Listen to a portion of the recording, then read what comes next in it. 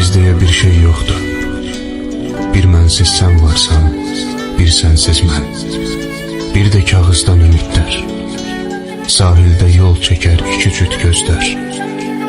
Arzularla dolu gəmilər. Ne gider, ne gelir. Ne çatar, ne batar. Elvidalar adasında gedenlerim qatar qatar. Sen de dur git, yavaş yavaş. Neyin varsa götür apar. Addım addım uzaklaş. Sağaldıkça yaralar. Mən heç ömür sürmədim.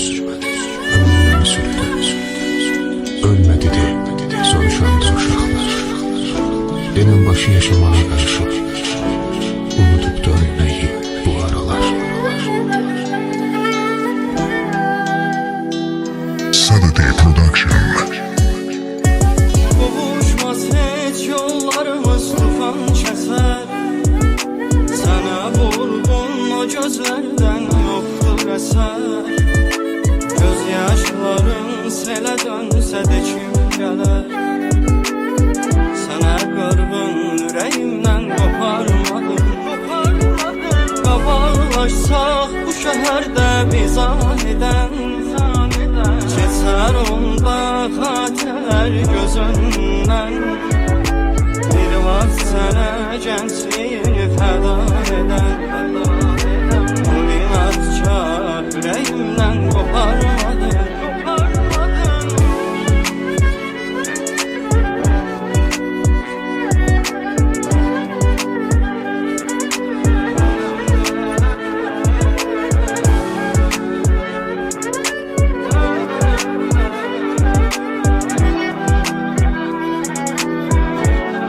Saturday Production.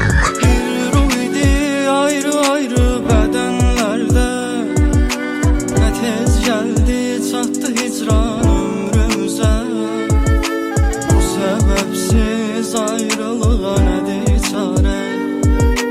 Bu çarəsiz ürəyimdən qoparmadım. Bir ruh idik ayrı ayrı bədənlərdə. Nə tez gəldi çatdı hicran ömrümüzə. Bu səbəbsiz ayrılığa nədir çarə. Bu çarəsiz ürəyimdən qoparmadım. Qabarlaşsaq bu şəhərdə biz anidən. Keçər onda xatirlər göz önündən. Bir vaxt sənə gəncliyini fəda edən. İnadkar ürəyimdən qoparmadım. Saturday Production.